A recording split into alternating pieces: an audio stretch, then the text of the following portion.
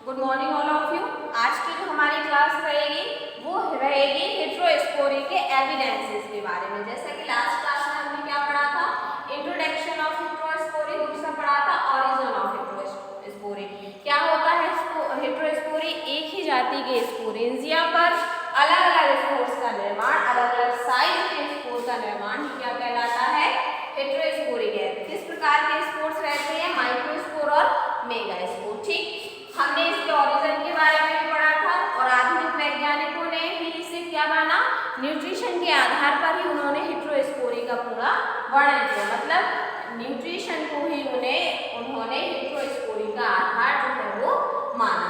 यदि हम बात करें कि कहाँ से एविडेंसेस जो है, प्रमाण जो है वो हमें हेटेरोस्पोरी के बारे में मिलते हैं, तो सबसे पहला है आपका पैलियोबॉटनिकल एविडेंसेस, दूसरा है डेवलपमेंट एविडेंसेस, मतलब डेवलपमेंट कैसे हुआ? एक्सपेरिमेंटल, और इनके एक्सपेरिमेंटल के आधार पर भी हमें कई प्रकार के जो प्रमाण हैं वो हेटेरोस्पोरी के बारे में जो है वो मिलते हैं। यदि हम बात करें फर्स्ट की पैलियोबॉटनिकल एविडेंसेस, तो पैलियोबॉटनिकल एविडेंसेस क्या है कि जो आपका इन प्रमाणों के आधार पर सिद्ध किया जा चुका है कि स्पोरेंजियम में प्रचुर मात्रा में भोजन न मिलने तथा स्पोर्स के नष्ट हो जाने के फलस्वरूप ही हेटेरोस्पोरी उत्पन्न होते हैं। जैसे कि मैंने लास्ट क्लास में भी आपको ये चीज़ बताई थी कि जो पर्याप्त मात्रा में उनको न्यूट्रिशन ना मिलने के कारण स्पोरेंजियम में क्या होता है, स्पोर्स का कुछ भाग जो है वो नष्ट हो जाता है, लेकिन बचे हुए स्पोर्स को अच्छा न्यूट्रिशन मिलता है, जिससे कि वो अलग ही डेवलपमेंट कर लेता है। ठीक है, तो कई प्रकार के प्रमाण हैं कि इन प्रमाणों के आधार पर सिद्ध किया जा चुका है कि स्पोरेंजियम में प्रचुर मात्रा में भोजन ना मिलने तथा स्पोर्स के नष्ट हो जाने के फलस्वरूप ही हेटेरोस्पोरी उत्पन्न हुई है। दूसरा, यदि हम बात करें डेवलपमेंट एविडेंसेस, तो डेवलपमेंट एविडेंसेस क्या क्या है इसके कि जो स्पोरेंजियम के डेवलपमेंट के तुलनात्मक अध्ययन से हमें बहुत से प्रमाण जो है वो मिले हैं। ठीक है, कि किस प्रकार से जो स्पोरेंजियम है उसका डेवलपमेंट होता है, किस प्रकार से वो ग्रोथ करता है, विकास करता है, उसमें भी हमें कई प्रकार के हेटेरोस्पोरी के जो एविडेंसेस हैं, प्रमाण हैं, वो मिले हैं। जैसे कि फर्स्ट है आपका आर्किस्पोरियल सेल की भांति सेल का स्पोर मदर सेल की भांति कार्य करता है तथा अधिकतर सेल नष्ट होना। ठीक है, सबसे पहला प्रमाण क्या मिला कि जो सेल का एक स्पोर मदर सेल की भांति कार्य करता है, जबकि अधिकतर भाग क्या हो जाता है? सेल का नष्ट हो जाता है। ठीक है, और जो सेल की भांति कार्य करता है वो क्या कर लेता है? मेगास्पोर में परिवर्तित हो जाता है, और जो नहीं कर पाता है माइक्रोस्पोर में। दूसरा, यदि बात करें स्पोरेंजियम का एक सेल अथवा कोशिका समूह से बनना, स्पोरेंजियम का जो निर्माण होता है वो किससे बन होता है? या तो एक सेल से होगा या फिर कोशिकाओं के समूह से होता है।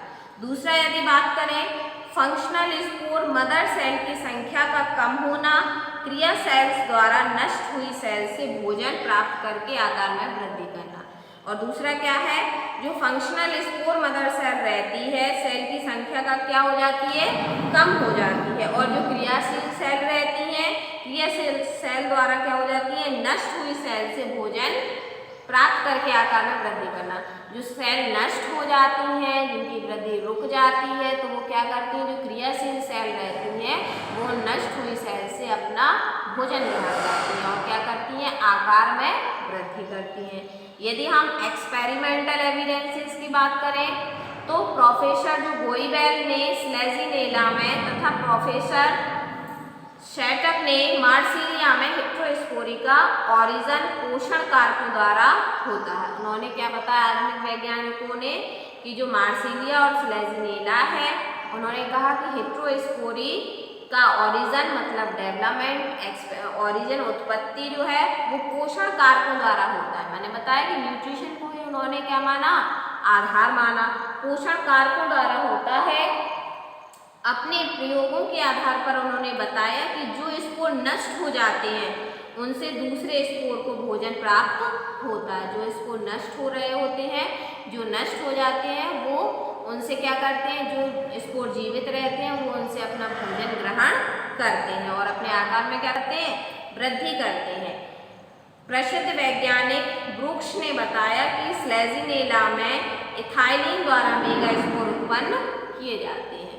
जो स्लेजिनेला है आपके सिलेबस में भी है, जो स्लेजिनेला है उसमें इथाइलिन के द्वारा क्या किए जाते हैं, स्पोर्स जो है उनका निर्माण किया जाता है, द्वारा मेगा स्पोर उत्पन्न किए जाते हैं।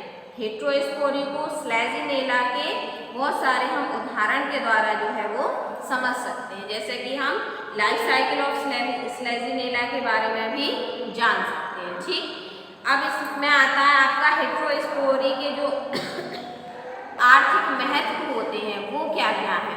तो इन हेट्रोस्पोरी के जो आर्थिक महत्व रहेंगे उनके बारे में हम कल की क्लास में जो है वो चर्चा करेंगे। बायोलॉजिकल सिग्निफिकेंस क्या है इसके, ठीक है, कि किस प्रकार से ये सिग्निफिकेंस है, इसकी किस प्रकार की विशेषताएं हैं या किस प्रकार से ये हमें लाभ प्रदान करता है, उसके बारे में हम कल की जो हमारी क्लास होगी उसमें चर्चा करेंगे। आज हमने क्या जाना, सबसे पहले तो हमने फर्स्ट क्लास में जाना था कि हेट्रोस्पोरी क्या होता है, दूसरा हमने जाना था कि इसका ओरिजिन कैसे हुआ, उत्पत्ति इसकी कैसे हुई। तो हेट्रोस्पोरी क्या है, एक ही प्रकार के स्पोरेंजिया में अलग अलग साइज के स्पोर्स का निर्माण ही क्या कहलाता है, हेट्रोस्पोरी कहलाता है। दूसरा ओरिजिन ऑफ हेट्रोस्पोरी, ओरिजिन इसका किस प्रकार से हुआ, उत्पत्ति किस प्रकार से हुई। तीसरा हमने इसका पढ़ा एविडेंसेस, किस प्रकार के जो प्रमाण है वो हमें ये बताते हैं कि हेट्रोस्पोरी जो है वो क्रिया जो है वो होती है प्लांट्स में। तो सबसे पहला प्रमाण मिला हमें पैलियोबॉटनिकल एविडेंसेस से, दूसरा प्रमाण हमें मिला डेवलपमेंट एविडेंसेस से, किस प्रकार से उनका डेवलपमेंट होता है, ग्रोथ होती है। तीसरा एक्सपेरिमेंट हमें कहाँ से मिला, एक्सपेरिमेंटल एविडेंस, यदि हम एक्सपेरिमेंट करते हैं तब हमें हेट्रोस्पोरी के जो है वो प्रमाण उससे मिलते हैं और वो हमें बताते हैं कि जो हेट्रोस्पोरी है वो मुख्यतः किस पर, न्यूट्रिशन के आधार पर जो है वो आधार उन्होंने आधुनिक वैज्ञानिकों ने माना कि न्यूट्रिशन के आधार पर ही जो है वो हेट्रोस्पोरी का निर्माण होता है। आज की क्लास में इतना ही, थैंक यू।